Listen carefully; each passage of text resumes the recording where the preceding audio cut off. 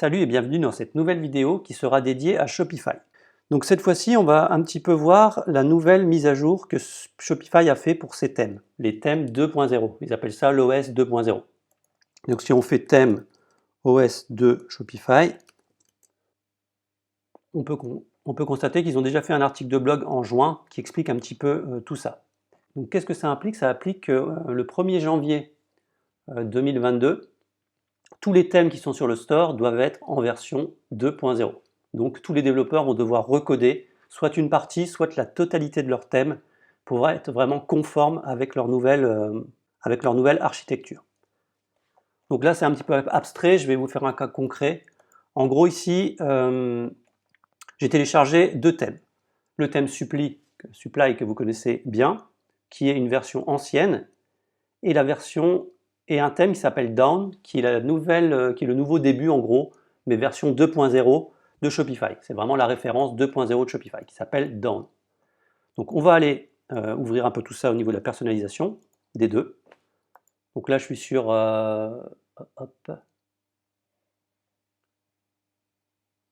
je suis sur Supply et vous voyez qu'en fait on a simplement des sections et ici à l'intérieur on a des blocs.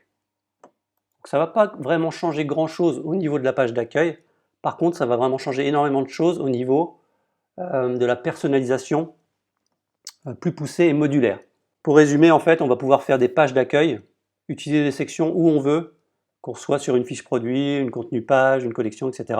Donc on va vraiment pouvoir faire plus de personnalisation et plus de choses. Donc par exemple, là, je vais aller sur une fiche produit.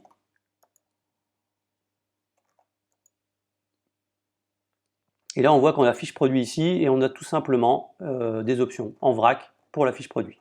Donc très très basique. Mais sur Down, si je vais sur une fiche produit,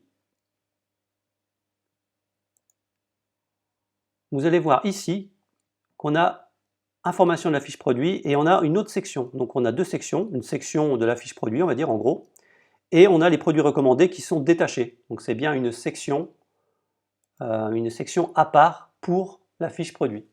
Et là, vous voyez, on peut rajouter des sections et on va pouvoir rajouter toutes les sections qu'on avait préalablement seulement disponibles que sur la page d'accueil. Donc c'est très très puissant. Et on voit qu'ici, un autre avantage, mais ça on va le voir après, c'est qu'on va pouvoir gérer des blocs d'applications. Donc on va passer ici au bloc information et vous voyez qu'ici on a des blocs. À l'intérieur de cette section-là, on a des blocs. Et ça, c'était pas possible avant. Là, on va pouvoir créer des composants. Ça va être des composants qu'on va pouvoir mettre où on veut. Donc, si on veut changer la disposition du titre, on va pouvoir le mettre plus bas. On peut très bien le mettre là, par exemple. Paf, le titre est ici. On peut vraiment créer des blocs où on veut et les placer vraiment où on veut. Et pouvoir les bouger, etc., etc. Qu'est-ce qui va être aussi intéressant, c'est que pour les développeurs, vous savez que le langage de template de Shopify, le langage liquide. Et avant, on avait par exemple l'envie de pouvoir mettre ici un bloc, plutôt qu'un bloc text area, mettre du code liquide directement. Mais ça ne fonctionnait pas. Maintenant, on a la possibilité d'ajouter un bloc liquide. Et ici, vous allez mettre votre développement ici complémentaire à l'intérieur de ça. Ce qui fait que lorsqu'on va faire une mise à jour, vous n'avez plus besoin de reprendre les codes dans les fichiers. Vous pouvez simplement reprendre la config et le code sera ici. Donc c'est assez pas mal. Donc si vous voulez en savoir plus, vous téléchargez Down pour tester et vous regardez un petit peu. Et là, vous avez un lien sur l'explication de ça. Donc voilà, qu'est-ce qu'il est intéressant de montrer? Bah justement, au niveau des sections ici, on a la possibilité de mettre des applications. Donc là, on a Product Review, on peut le sélectionner. Et on peut mettre le bloc Product Review qui est là, tout simplement. On peut mettre les étoiles, etc. etc. Bon, là, j'en ai pas sur celui-là, je pense. Mais vous voyez, on peut mettre carrément les blocs. Dès que les applications, bien sûr les applications qui sont passées en 2.0 sont installées, on pourra gérer, ça va automatiquement rajouter des blocs comme ceci, et vous allez pouvoir les mettre où vous voulez. Il n'y aurait plus de problème de désinstallation, des blocs qui restent, des sales codes un petit peu merdiques qui restent un petit peu partout. Ça sera vraiment beaucoup plus propre. Alors, ce que je voulais aussi vous montrer, c'est que si on va par exemple ici, dans Paramètres, On a ici des métafiles. Donc ça, c'était déjà présent depuis un petit moment, mais je vais vous expliquer pourquoi c'est beaucoup plus puissant avec le système 2.0. Parce qu'on va pouvoir, par exemple, créer des champs pour le produit. Donc je vais en créer un autre, ajouter une définition. Ici, pour un type de contenu, je vais mettre un type de contenu.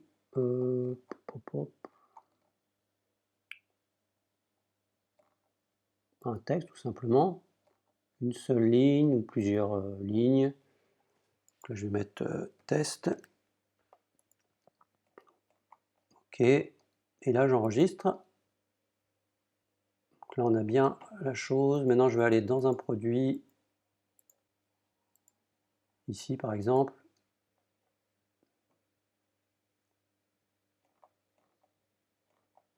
Alors, j'ai test là. Je vais faire test. Et j'enregistre.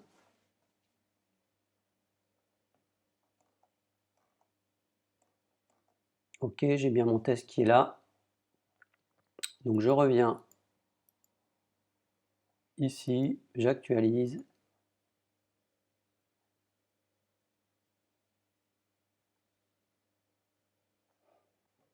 Donc là, par exemple, je suis sur ici le liquide. Donc on va faire un truc comme ça. Ça va être product.metafield. Je ne sais plus si c'est comme ça. Et là, en fait, on avait le code qui est là. Comment je l'ai appelé? Bah, là, vous avez le code ici. On voit qu'on a ça ici. Hop. Et là, vous pouvez par exemple faire ça. Et on ferme. On met du langage liquide directement là-dedans. Product. Et normalement, le test devrait s'afficher. Hop, enregistre. Devrait s'afficher ici, test. Donc après, il y a aussi la possibilité d'utiliser les sources dynamiques ici, mais ça, j'ai pas encore totalement capté la chose, parce qu'il y a déjà des choses prédéfinies. Logiquement, mon métafeed devrait s'afficher ici, mais là, il y a apparemment un bug aujourd'hui, je ne sais pas. Donc si vous avez plus d'infos là-dessus, n'hésitez pas à m'en faire part dans les commentaires. Ensuite, donc là, c'est vraiment la particularité principale. Ensuite, on a quelque chose qui est aussi sympa, c'est qu'au niveau, ici dans paramètres, on a ici la langue de la boutique. Ce qui est assez intéressant, c'est qu'ici, vous allez pouvoir ajouter des langues. Alors attention, ça ne va pas remplacer une application de traduction. Donc au préalable, vous allez mettre une application de traduction. Mais si vous voulez pouvoir gérer les traductions qui vont être faites directement par rapport à votre thème, les champs du thème, là, vous allez cliquer sur ajouter une langue, par exemple anglais. Vous faites ajouter. Donc là, on est OK, langue non publiée, ces langues ne sont visibles que pour vous. Donc là, on fait clic sur publier. Et là, du coup, lorsqu'on revient et qu'on a bien la case de cocher sur les langues, on a ici les différentes langues, anglais.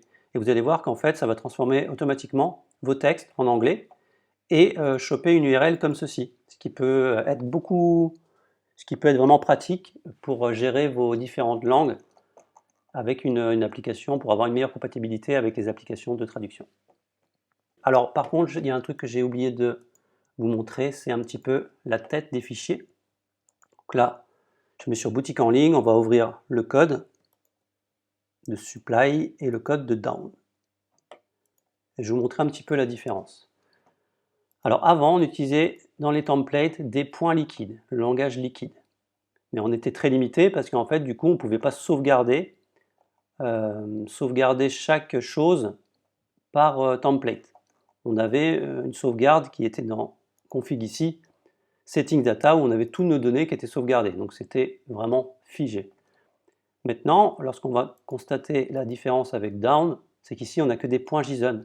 Donc c'est des fichiers de configuration. Vous voyez par exemple pour le product.json, ben, on a déjà des choses prédéfinies. On a déjà un pré-réglage pour cette section qui ne sera plus ailleurs. Et si on compare ici au niveau du section liquide, en fait, ici product, vous allez voir, on a le liquide qui appelle par exemple une section. Et du coup, ce qui va être très pratique, c'est qu'on va pouvoir créer des sections un petit peu où on veut par rapport ici à nos fichiers JSON. Par exemple, dans Product, au niveau de notre section ici, donc ça va être main product, et ici,